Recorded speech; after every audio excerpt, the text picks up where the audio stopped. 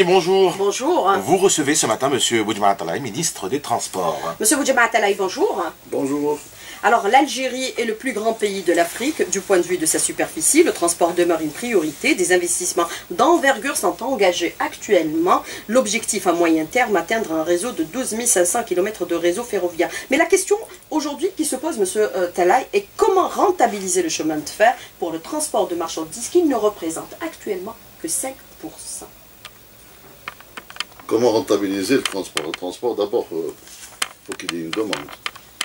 SNTF offre un service, mais s'il n'y a pas la demande, nécessairement, donc les trains ne sont pas... Mais il y a une autre problématique. D'abord, les trains remplissent, on est en train de les voir en termes de transport de voyageurs, mais si vous regardez la recette, elle est nulle. Les gens, donc, au niveau de la fraude, on a pris des actions pour essayer donc, de limiter cette fraude. Les gens montent dans le train et ne payent pas. Ils ne payent pas le train. Et SNTF, si elle n'a pas de recette, si elle n'a pas cette recette, elle transporte pour rien, mais les charges sont là. Ça donne quoi? Ça donne que la subvention publique ne fait qu'augmenter. Parce que c'est un transport qui est aidé par l'État. Et si vous n'avez pas de recette, donc la subvention pèse encore lourd sur le budget de l'État. Donc on est sur des efforts pour essayer d'améliorer cela. Au niveau du transport de voyageurs, donc augmenter les flux, mais en même temps faire payer ces flux. Pour ce qui est du transport marchandises, la problématique est autre. En dehors du carburant qui est transporté généralement par chemin de fer quand ça existe, transport marchandises classique, un problème de demande. Il faut être agressif à ce niveau-là, et je crois que la nouvelle organisation, donc en termes de modernisation de la compagnie, va aider à gagner encore des parts de marché pour essayer de rentabiliser. Parce que c'est le transport marchandises. Et quand on dit marchandises, il faut penser aux minerais, aux phosphates, tout cela. SNTF transportait le minerai de Wanza vers le Hajjal. Quand le Hajjal ne fait pas d'acier, donc à partir du minerai, ça veut dire qu'on ne transporte pas de minerai. Le fait de ne pas transporter du minerai, c'est une perte de plan de charge, une perte de chiffre d'affaires. Mais justement, M. Talaï, vous déclarez à l'instant qu'il n'y a pas de demande, c'est votre déclaration, et pourtant on a des zones de production aujourd'hui qui ne sont pas reliées au chemin de fer. Je donnerai plusieurs exemples, par exemple Bellara. Écoutez, voilà, c'est un complexe Oran, ce n'est que maintenant qu'on est en train de réalisation. connecter la ville avec justement la zone de production où se trouve le Renault. Le complexe de Bellara est connecté au réseau ferroviaire, ils sont en train, il y a un contrat qui vient de passer. Récemment. C'est des entreprises algériennes qui sont en train de le réaliser. Le complexe sera connecté au réseau ferroviaire. Récemment, une décision. Écoutez, récemment, parce que le complexe vient de commencer récemment aussi. Parler d'autres zones, nous venons de décider pour les zones industrielles. Les 42 zones. Non, le Tillet et des autres zones. Il y a 42 zones industrielles qui sont en cours de maturation, de réalisation. Elles seront toutes embranchées au réseau ferroviaire. Toutes embranchées au réseau ferroviaire. Cela veut dire quoi? Ça veut dire que transporter à partir du port aux marchandises, aux matières premières, ça se fera par le train, naturellement. Il y aura aussi des interconnexions avec tous les ports. C'est Heureusement, votre déclaration récemment. le réseau ferroviaire ne vaut que s'il rend service à cette économie, à son développement. Il y a un réseau ferré national qui est bien étudié. Vous avez parlé tout à l'heure de moyen long terme à 12 500 km. Oui, c'est vrai. Mais les rocades et les interconnexions et les pénétrantes ne valent que si elles sont connectées au port. N'oubliez pas que nous avons une dizaine de ports et que ça doit servir au développement de ce pays. Alors, la boucle sud-nord en ligne grande vitesse est-elle aujourd'hui programmée? Est-ce qu'on pourrait considérer que comme on relie toutes les wilayas du pays par la route, toutes les wilayas seront reliées également et interconnectées au chemin de fer? Le chemin de fer, le réseau ferré national, voyageurs notamment, rocades ou pénétrantes, sont à grande vitesse. Du moins dans les nouvelles lignes. Nous appelons ça la LGV. Elle est à 220 km/h. Pour certains tracés, elle est à 160 km/h.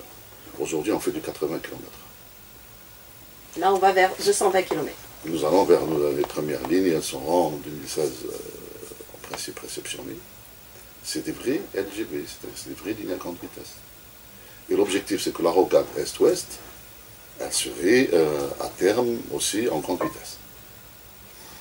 Une boucle sud-nord connecter tout le territoire national par le chemin de fer, aller jusqu'à Taman Rasset, Insalah, toutes les régions qui est fait du pays. d'une rocade nord-sud, est-ouest, une rocade au plateau avec des pénétrantes. C'est ça le réseau ferré national, y compris au niveau du sud et l'extrême sud. Il y a une autre ligne qui est prioritaire pour nous, quand on parle de transport de marchandises, c'est d'abord les matières premières. On a parlé tout à l'heure du phosphate et du minerai de fer de Monza. La ligne minière de TBSA, elle vient d'être lancée en travaux, ça devient une priorité. En dédoublement de voies électrifiées, etc. Nous avons du minerai à Garadjibilet. Énormément de minerai à Garadjibilet. Mais cela, vous ne pouvez le transporter que par la voie ferrée. Il y a un tronçon de Garadjibilet à Bedla, du côté de Béchar, de 950 km. Les études vont être lancées incessamment. Mais est-ce qu'on pourrait penser que le chemin de fer pourrait relier la ville de Taman Rasset, Ain Salah, Adrar, toutes les localités à l'extrême sud du pays? Qu'est-ce qui empêche de le faire? Il suffit de vouloir le chemin le de fer, faire. dans certaines localités, il traverse des montagnes. Est-ce qu'il pourrait traverser Traverse tout ce le que vous sud voulez. du pays? Il n'y a pas de problème au monsieur niveau de la technicité, Talaï? tout est possible. Il suffit de savoir dire qu'est-ce qui est prioritaire aujourd'hui à faire ou qui ne l'est pas. On ne peut développer un pays qu'à partir du rail. Regardez l'exemple des États-Unis et de la Chine. La première chose qui a été faite, C'est d'abord le rail. Et autour du rail, vous créez la vie. la vie. Ce qui se fait ailleurs peut se faire chez nous. Indépendamment sud, au plateau ou autre chose, les techniques aujourd'hui permettent la réalisation du rail dans n'importe quelle condition, climatique ou autre. Alors tout est possible, c'est en fonction des priorités. Est-ce que cette boucle est en priorité aujourd'hui, M. Talaï? Écoutez, ma priorité aujourd'hui, c'est de livrer ce qui est lancé. Il y a 2300 km qui sont lancés, qui sont en cours de réalisation. C'est ça ma priorité. C'est d'abord livrer cela à l'exploitation. Il y a des études qui sont en cours de réalisation. Et les priorités sont en fonction de la demande, bien sûr. Et en fonction aussi de la possibilité de ces financements. Alors, avec la baisse des revenus en devise de l'Algérie, certains projets seront-ils différés? Lesquels? Si c'est le cas, De toute façon, M. Talaï, pour le chemin de fer. les projets qui sont lancés ne sont pas différés, c'est pas possible. Ils sont lancés, ils sont en cours de réalisation, il y a des contrats qui sont signés. Ce serait une aberration de vouloir les arrêter. Maintenant, s'agissant des projets qui ne sont pas lancés, écoutez, la conjoncture, elle est là. Heureusement qu'elle est conjoncturelle. Il faut espérer qu'au bout d'une année, 2 années, qu'on revienne au cours normal des choses, ça veut dire créer de la richesse à partir de son économie, non à partir de sa richesse. Alors, une question des auditeurs qui semblent très très intéressés ce matin par la question des transports, qui nous ont beaucoup sollicité sur notre page Facebook. Une question sur le rail que je voudrais vous poser, monsieur le ministre. Le projet de dédoublement de la ligne ferroviaire Tniya Bni Mansour devait être lancé en 2009. Pourquoi nous voulons savoir toujours la date du début des travaux, puisqu'il semblerait qu'elle n'a pas démarré en 2009. D'abord, ce n'est pas Tniya Bni Mansour, c'est Tniya al-Borj. Et Tniya al-Borj, cette problématique, on en a parlé la dernière fois. Concernant notre secteur, ce contrat a été réglé. Le groupement de ces entreprises a accepté et a signé pour la reprise des travaux sans actualisation des prix. Ça, c'est la chose la plus importante. Donc, les études sont en cours, il y a des problèmes d'expropriation et de choix de tracé. C'est pris en charge. Elle fait partie de la ligne de grande vitesse, tiens. Alors, autre ligne aussi, c'est celle de Bni Mansour Béjaïa, sachant qu'elle rencontre beaucoup de problèmes qui concernent le tracé, puisque les populations refusent que cette ligne soit implantée sur leur territoire. On va poser encore une fois le problème des expropriations qui pose énormément de difficultés aujourd'hui. Écoutez, lors de ma visite la dernière fois à Béjaïa, il me semble avoir réglé ce problème. On s'entêtait à vouloir passer par un tracé qui exproprie beaucoup de monde. Industrie, agriculture et tout le reste. J'avais émis donc une petite idée sur place, c'est de dire changer de tracé. Changer de tracé et éviter ces expropriations inutiles qui posent problème dans cette région. Apparemment, il y a un consensus. Tous les maires concernés par le passage du train se sont concertés avec le Wali et une solution semble être dégagée. Je pense que ce problème-là est réglé. Il y a moins d'expropriation, il y a moins de problèmes parce qu'on a changé de tracé. Alors qu'avant, les gens s'entêtaient à vouloir rester sur ce tracé-là. Voilà un peu la problématique de Bni Mansour JR. Donc ça va démarrer incessamment? C'est un problème de tracé et d'études. Ils ont trouvé la solution, ils se sont réunis entre eux. Nous sommes sur une logique de changer ce tracé et c'est comme ça le règlement de ce problème. Alors, autre question, monsieur le ministre, celle qui concerne aujourd'hui la sécurité du chemin de fer et la ponctualité. Que sera-t-il fait? Ponctualité, sécurité, tout est question, tout est fonction de la qualité de la voie et de son tracé. Nous sommes sur une voie historique qui a beaucoup de passages à niveau, qu'il faut tout simplement ou garder ou éliminer. On est loin, il y a 1500 passages à niveau qui posent problème. Qui posent problème, ça veut dire qu'ils posent problème de sécurité. Et ça a un impact direct sur la ponctualité, puisqu'un train il est ralenti au passage à niveau, etc., etc. Il y a aussi un problème de signalisation, il faut moderniser tout cela. C'est ce qui est dans nos contrats actuellement. Il y a... avec des partenaires avec lesquels vous avez signé plusieurs projets actuellement pour la signalisation et la sécurité. Sauf que c'est un contrat avec des entreprises algériennes et que ce n'est pas un contrat en euros comme il a été indiqué dans la presse. C'est un contrat en dinars avec des entreprises algériennes. Voilà. Qui vont réaliser tous ces projets. Qui vont faire tout ça, cette modernisation au niveau de la signalisation. Pourquoi le choix des entreprises algériennes? Est-ce qu'elles ont le savoir-faire? Parce qu'elles existent et qu'elles sont là en partenariat. On parle de Siemens, ils existent de droit algérien avec des partenaires algériens sous forme de 5149, des sociétés de droit algérien. La prestation devient algérienne. Elle n'est plus étrangère. Alors, il y a un auditeur, monsieur le ministre, qui vous demande d'intervenir et de faire quelque chose pour la ligne Jijel. Le train des voyageurs est arrêté depuis plus de 10 ans. Dire que c'est un projet qui a coûté des centaines de millions de dollars dans les années 80. Et la ligne, malheureusement, aujourd'hui, est à l'arrêt. Ah ben, je vais vous dire la vérité. SNTF n'a pas les moyens pour ouvrir toutes ces lignes-là maintenant. C'est un problème d'autorail. Jijel a posé cette question. Nous y avons répondu favorablement. Nous ouvrons cette ligne à partir de janvier, tout simplement. La voie est là, elle existe, mais on a un problème d'autorail. Nous avons donc la possibilité de l'ouvrir en janvier.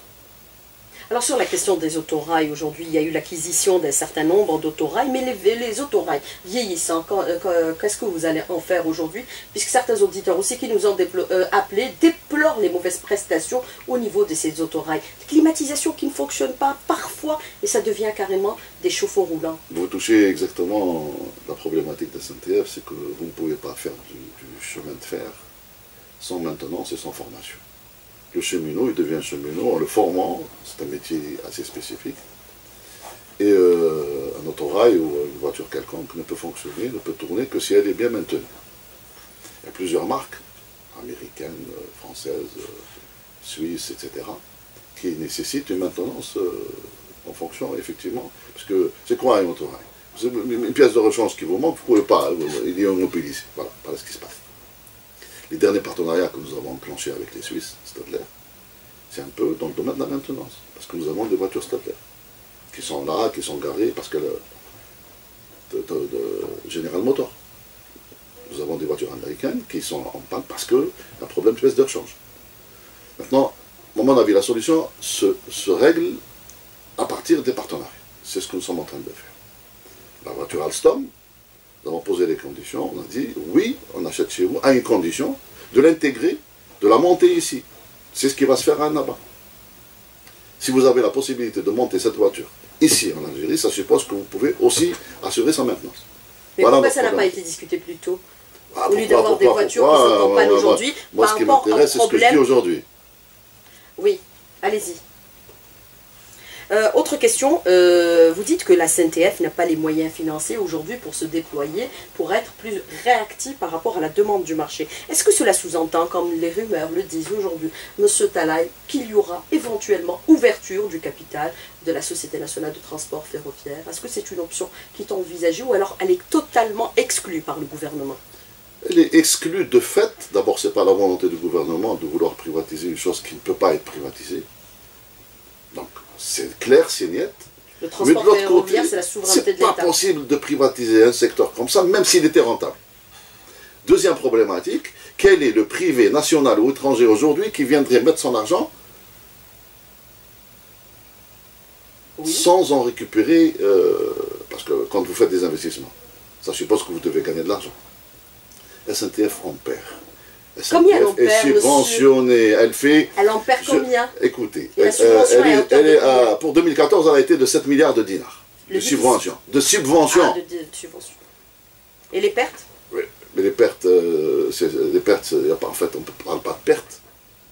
D'abord, c'est un EPIC, il est subventionné, il émarge un budget. Je vous ai dit tout à l'heure que plus il y a de la recette, moins il y a de la subvention. C'est notre effort d'aujourd'hui, c'est essayer de réduire cette subvention. C'est le budget de l'État, la subvention. Donc, quand vous me dites, il y a tel repreneur d'un secteur qui n'est pas rentable, moi je vous dis, c'est un non-sens économique. Donc, vous démontez toutes les rumeurs qui sont Rien. sucrées. Il n'est pas possible aujourd'hui, c'est dans l'impossibilité de... C'est pas possible, voilà. Mais quelles sont les nouvelles lignes qui vont être réceptionnées prochainement, M. Talla? Est-ce que vous beaucoup pouvez nous en faire une annonce? Pour ce qui concerne Alger, en juin 2016, nous avons Zeral Dabit Touta, c'est un train régional, électrifié, moderne, etc. Nous en avons à l'ouest, beaucoup de lignes qui vont être réceptionnées, en 2016 aussi. Nous avons la Tlemcen Lilet, qui est en grande vitesse aussi. 220 km. Il y a beaucoup de lignes qui ont atteint des taux de réalisation 50, 60%, 70%. Ça, c'est bon signe. Donc, c'est l'ANESRIF qui réalise des infrastructures, qui les met à disposition de la SNTF. Ça suppose quoi? Que la SNTF aujourd'hui, qui a 12 000, 13 000 travailleurs, et qui gère 4 000 km. Bon, il faut, par la formation, redéployer un peu, mais on va nécessairement créer beaucoup d'emplois autour des nouvelles lignes qui seront mises en exploitation. Comme on dit, il y a 2300 en cours de réalisation, qui vont être réceptionnés sur une année, 2 années, 3 années. Il faut être en mesure de les exploiter. Parce que pour mettre en service un train, il y a beaucoup de monde autour. C'est ça notre objectif. Et vous les avez réunis, les travailleurs, hier, pour donner des assurances? Enfin, leur donner des assurances, c'est d'abord, charité bien ordonnée commence par soi-même. Pour améliorer ce service et pour être, il y a d'abord l'effort de chacun. Moi, les garanties que j'ai données, les assurances que j'ai données à ces travailleurs, c'est de leur dire qu'il n'y aura pas de compression de personnel. Il y aura plutôt de la création et du recrutement. Nous avons dit qu'on ne touchera pas à leurs acquis. Et pour améliorer leurs revenus, il faudrait qu'ils améliorent, eux, au niveau de la prestation, pour attirer plus de clientèle. On est tombé d'accord, apparemment, c'est tant mieux. Et je crois que l'objectif de tout le monde étant de faire de ce réseau ferroviaire, donc de ce train, un moyen de transport fiable. C'est-à-dire que vous pouvez le prendre à l'aise, vous, votre famille. Sécurisé également. Sécurisé. Climatisé. Climatisé, tout ce que vous voulez. Et puis, justement, par rapport à cette question, un auditeur qui parle des prestations et qui dit « Quand est-ce que vous allez vous réconcilier avec le temps ?» Monsieur Talaï, les retards, ça devient une chose normale chez vous et insupportable pour les voyageurs. Le temps, c'est de l'argent. Il aborde justement cette question de ponctualité. Cette question de ponctualité est en relation directe avec son organisation. Quel que soit le moyen, aérien, terrestre, ferroviaire, tout ce que vous voulez, le train, par essence, est ponctuel. C'est-à-dire, il part à l'heure, il arrive à l'heure. On ne parle pas de l'Algérie. C'est ce qu'il faut, l'objectif de ce train, c'est qu'il parte à l'heure, il arrive à l'heure. C'est ça le principe du train. C'est ça le principe du train, sinon, parce qu'il n'y a pas d'obstacle. C'est pour ça que les gens le choisissent, oui. De l'autre côté, si on part de l'aérien, c'est un problème d'organisation. C'est pas parce qu'on a amélioré un peu, il y a beaucoup de choses à revoir. C'est pour ça qu'on a dit à l'Algérie, il faut tout revoir en termes d'organisation. C'est ce qui est en train d'être vu. Air Algérie va fonctionner autrement. Sinon elle est fichue. Alors on va aborder la question d'Air Algérie. Après cette question, les gares routières. Oui, est-ce qu'il y a un travail aujourd'hui de modernisation des gares routières, M. Taïlaï, à travers tout le territoire national? Je vais botter en touche. Écoutez, les gares routières, il faut y aller pour voir. Allez à Kharouba. Il y a des choses qui ont été faites. Bon. Il n'y a pas que Kharouba. Il y a toutes les autres gares routières qui fonctionnent du même principe, avec la même organisation. Pourquoi? Parce que c'est Sogal qui les gère. On dit que Sogal n'est pas bonne, mais là où je vais, on me demande à ce que Sogal reprenne les gares routières qui ont été confiées soi-disant aux APC. Et elle le fait, elle essaie de le faire autant que faire se peut. Il me semble qu'il y a des améliorations dans ce domaine-là. Il ne faut pas oublier que les opérateurs, c'est des opérateurs privés, et que, par moments, c'est des populations ingérables. Les moyens de transport qui sont censés être contrôlés du point de vue technique Par moment, il faut les éliminer tout simplement. Bon, on est dessus, on est en train de durcir un peu la réglementation pour qu'au niveau du contrôle technique, il y ait plus de rigueur. Mais qu'est-ce que vous voulez? Il y a 600 opérateurs jour, hein, c'est transport de millions de passagers, c'est énorme. Alors, une question. Le chemin de fer, c'est beaucoup de moyens, c'est beaucoup de financements qui ont été dégagés par les pouvoirs publics pour la modernisation, le dédoublement des voies et aussi la modernisation de transport. En tout, c'est combien à horizon 2019 pour atteindre les 12 500 km? Écoutez, d'abord, c'est pas non, les 12 500, on ne les aura pas à horizon 2019, c'est faux. On les aura à horizon 2030. C'est un plan moyen terme, long terme, en fonction des priorités, les nouvelles lignes seront lancées. On les aura quand? Le chiffre, vous les avez, ils ont été déclarés 1 million de fois sur le quinquennal. C'est beaucoup de milliards de dollars. C'est beaucoup de milliards de dollars. C'est beaucoup, c'est combien? C'est beaucoup. Quand je vous ai dit que 150 km coûtent entre 2 et 3 milliards de dollars, vous avez une idée sur le développement de réseaux ferroviaires. Ça coûte énormément d'argent, mais c'est ça les règles du jeu, ça sert l'économie, et quand ça sert l'économie, il n'y a pas d'économie à faire là-dessus. Voilà ce que je pense de cela. Alors les 12 500 km, on les aura quand? Les projets en cours. Posez-moi la question sur les 2300 km qui sont en cours, je vous dirai quand. C'est quand? Il y a d'autres lignes qui sont en cours d'études, d'autres en train d'être programmées. Je ne vous donnerai pas d'échéance. Par contre, les 2300, oui, elles seront livrées sur le moyen terme. C'est-à-dire? Sur le court moyen terme. 2016, 2017, 2016, le plus gros sera livré entre 2016 et 2017. Le plus gros. Alors le transport aérien.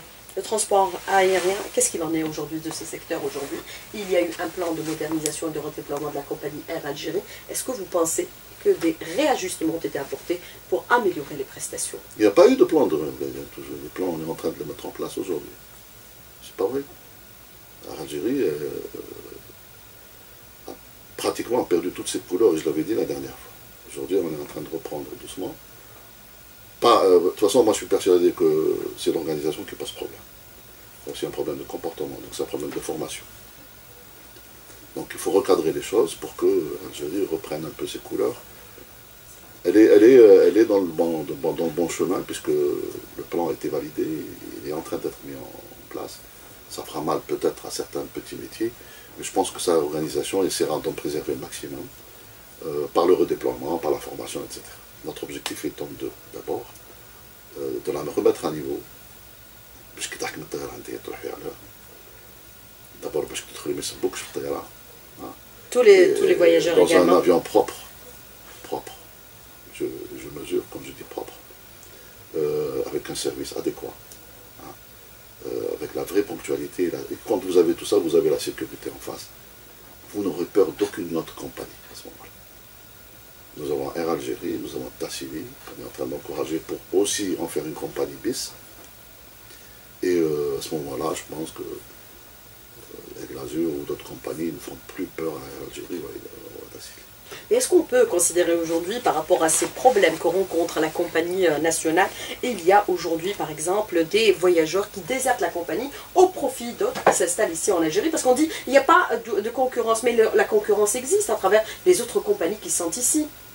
Les autres compagnies qui sont ici, il faut faire... Pour le Hajj, nous faisons pratiquement un tiers du transport. C'est ça, les accords aériens, c'est ça. Vous avez, on vous donne 40 vols, vous êtes obligé de donner des 40 vols à Saudi Airlines. Plus que nous.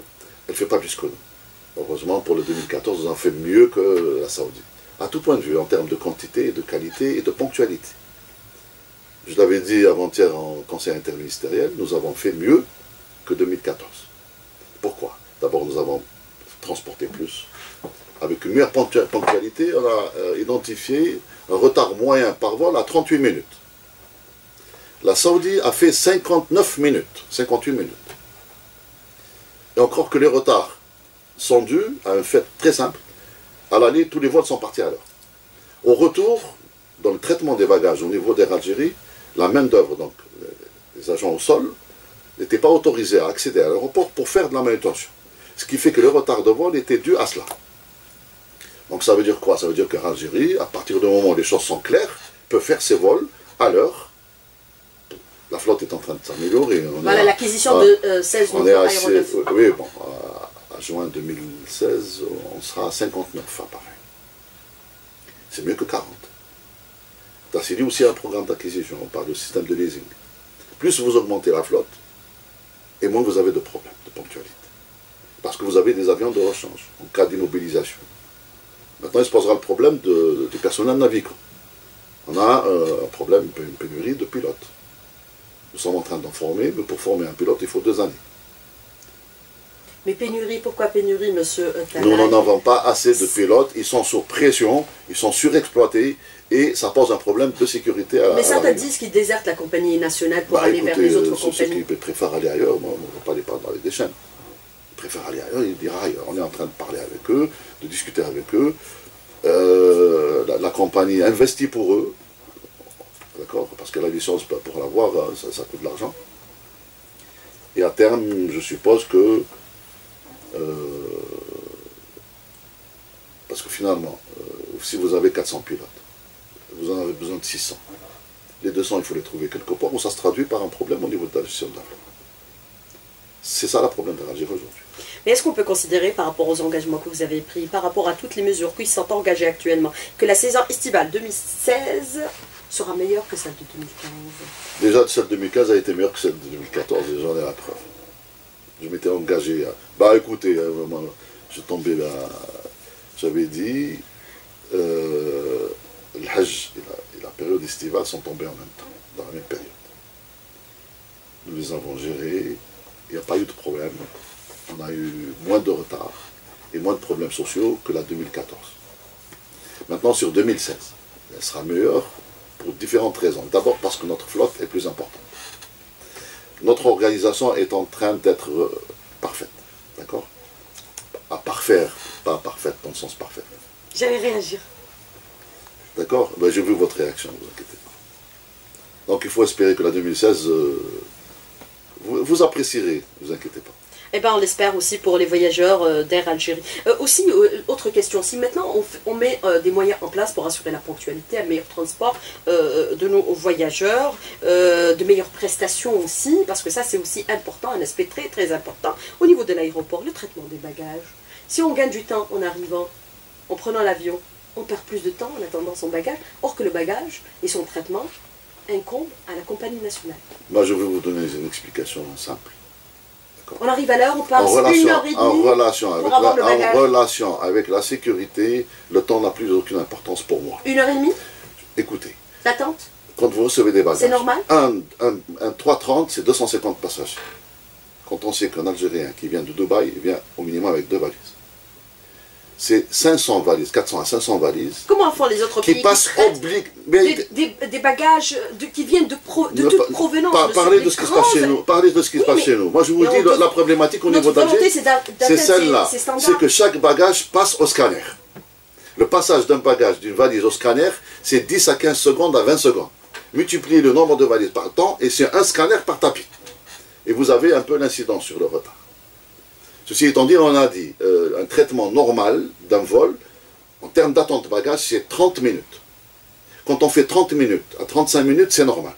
Quand on fait 1 heure, c'est pas normal. Quand on fait 1h30? Quand on fait 1h30, c'est un désastre. On fait parfois 1h30, d'accord. Je sais, c'est des cas particuliers. Ben écoutez. On avait eu certains bagagistes aussi de la compagnie, par exemple, faire du favoritisme en se déplaçant sur le tapis pour remettre des bagages à certains qu'ils connaissaient déjà, à l'avance. Comme tout autre... c'est des pratiques à... C'est ça, ben écoutez, c'est un problème d'organisation tout simplement. Tout simplement. Alors, au niveau de l'aéroport, est-ce qu'il est normal que, par exemple, certains prestataires de services au niveau de l'aéroport, même si ça ne relève pas de vos prérogatives, M. Talaï, si l'aéroport relève, l'aéroport est de notre responsabilité quand vous aussi. arrivez pour faire votre change, la banque vous dit non, excusez-moi, mais c'est l'heure du repas, la banque est fermée de 12h à 13h, et nous ouvrirons le guichet que tout à l'heure. Quel est votre commentaire sur cette question? C'est l'aéroport. Je ne ferai pas de commentaire sur cette question, je ferai un commentaire sur d'autres questions qui sont un peu en relation avec cette problématique. Vous arrivez, vous avez des guichets qui sont plein de monde. Et sur le même espace, à côté, vous avez des guichets qui sont vides. Alors, premier réflexe que vous dites ouvrez les autres guichets. Et vous avez moins de monde. Et ils le font et il y a moins de monde. On revient à dire que finalement, il n'y a pas de responsabilité, c'est un problème d'organisation, et les gens, je ne vais pas utiliser le terme que j'ai envie d'utiliser maintenant, On s'en fout du citoyen. C'est pas normal.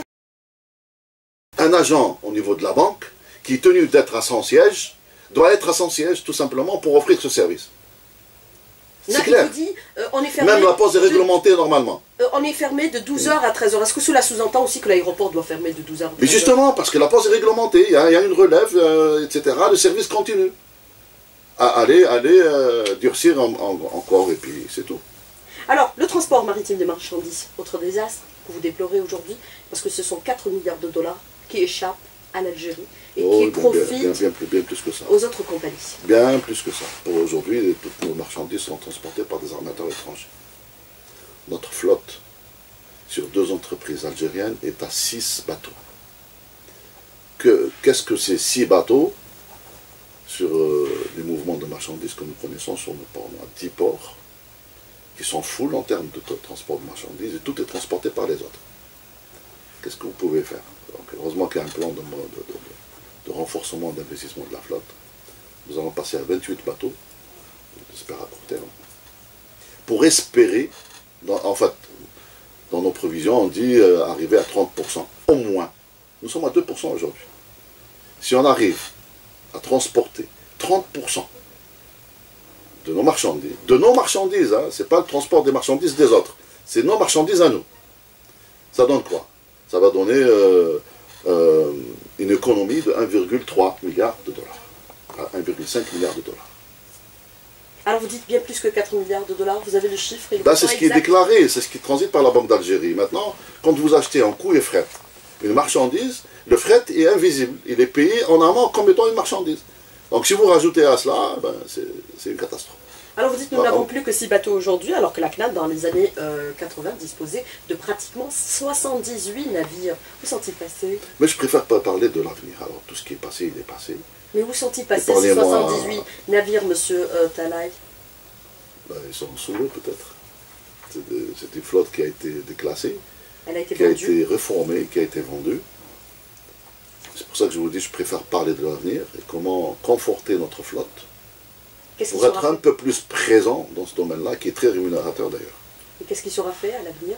L'avenir, c'est augmenter la flotte, quitte à le faire via des partenariats. Et puis, la dernière fois, M. le Premier ministre a donné des instructions claires aux entreprises publiques de transporter leurs marchandises par les moyens nationaux en fonction de leur capacité, bien sûr. Plus on a de moyens, plus ils seront utilisés par nos entreprises déjà. Alors, augmenter la flotte, est-ce qu'il y a un plan d'acquisition de nouveaux bateaux? Est-ce qu'on a des moyens aussi? Écoutez, il est en cours. Non, pour ça, il n'y a pas de problème. Les moyens existent, les entreprises ont les moyens, ils ont été budgétisés. La problématique, elle est au niveau du respect des procédures et les gens tournent en rang. En termes d'acquisition, vous pouvez acquérir un bateau tout de suite. Il faut 1 année pour acquérir un bateau. Parce que dans nos acquisitions, il y a de l'occasion et il y a du neuf. Pour acheter un bateau neuf, le temps de fabrication d'un bateau, il faut 1 année et demie. C'est pour ça qu'il y a la formule occasion. Pour acheter un bateau d'occasion, c'est incroyable à dire. C'est pas si simple.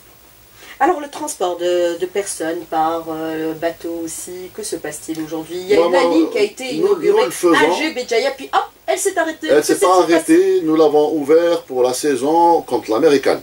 Nous avons dit cette liaison en hiver, il ne faut pas la faire parce que quand la mer est démontée, vous n'êtes pas à l'aise. Prenez le bateau quand la mer est démontée. Mais certains disent qu'il y a eu des malfaçons sur le bateau. Il n'y a pas eu de malfaçons, ce n'est pas vrai, c'est nos ports qui posent problème.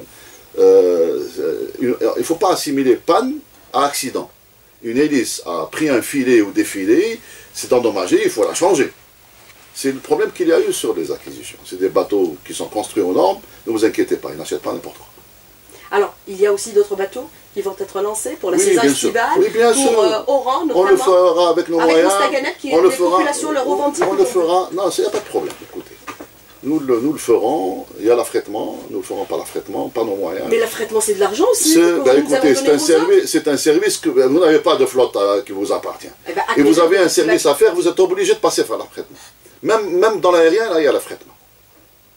Écoutez, c'est ça les règles du jeu. On ne peut pas faire autrement. Alors, des questions d'auditeurs, et très rapidement, pourquoi il y a eu le gel du tramway à Batna, monsieur le ministre? Pourquoi il y a eu le gel à Batna? Pourquoi il y a eu le gel à Annaba? Pourquoi il y a eu... Écoutez, à certaines villes, moi je ne ferai pas de tramway. Dans certaines villes, je ne ferai pas de tramway parce que le tramway, ça sert à transporter des gens. D'accord.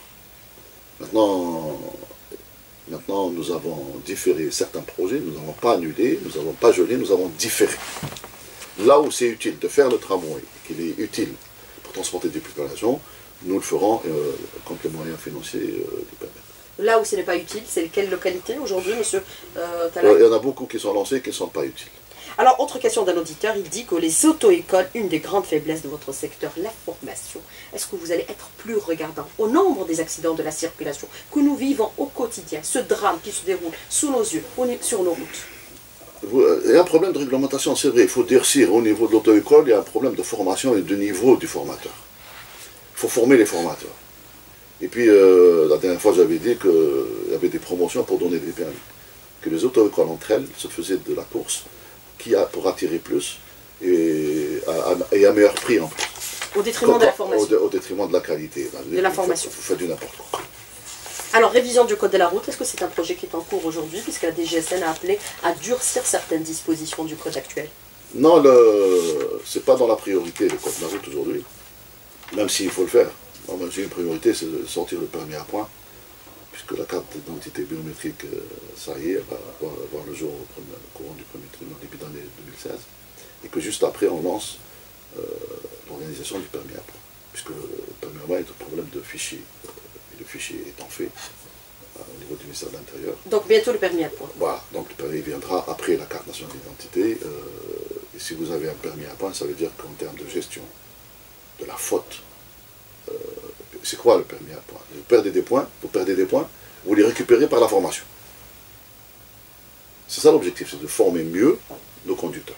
Mais ce sera à partir de quand? Puisque la carte biométrique c'est janvier, février, donc c'est la carte nationale. Une fois qu'on a la carte nationale, ça veut dire que le fichier serait disponible. Et je pense que avril, mai, juin, on s'est mis d'accord avec les gens de l'intérieur, je pense qu'à juin on l'aura. Alors, autre question, monsieur Talaï, une dernière. Alors, je vous demande, madame Souilana Schmid, de poser cette question à monsieur le ministre. Concernant l'abonnement métro-tram pour les étudiants, pourquoi on a limité l'âge à 29 ans est-ce qu'on doit suivre le statut de l'étudiant ou bien l'âge de l'étudiant? Vous m'apprenez une chose, moi, ça, c'est une bonne question. Ce que je sais, il est étudiant même s'il a 30 ans. Nous avons fait une tarification symbolique, alors pour les écoliers, pour les étudiants, et pour tout le monde, d'ailleurs, l'abonnement, c'est une pratique courante. Et en plus, on fait une tarification unique entre métro, tramway et bientôt ETUSA. Maintenant, limité à 29 ans, je trouve que c'est pas normal. D'ailleurs, un étudiant est un étudiant, il peut être étudiant à n'importe quel âge. Sauf si en face, il a un emploi. S'il a un emploi, il ne peut pas bénéficier du même traitement qu'un étudiant. Un étudiant est censé uniquement aller à l'université, pas ailleurs. À 29 ans, je suppose qu'il est en master et qu'en même temps, il a un poste d'emploi. Et s'il a un salaire, donc l'avantage lui est retiré. Je pense que c'est ça la logique au niveau de l'EAM. Maintenant, on peut regarder la question. Monsieur Boudjema Talaï, merci d'avoir répondu à nos questions et d'avoir été en direct avec nous ce matin dans le studio. Merci beaucoup. C'est bon, merci. Merci.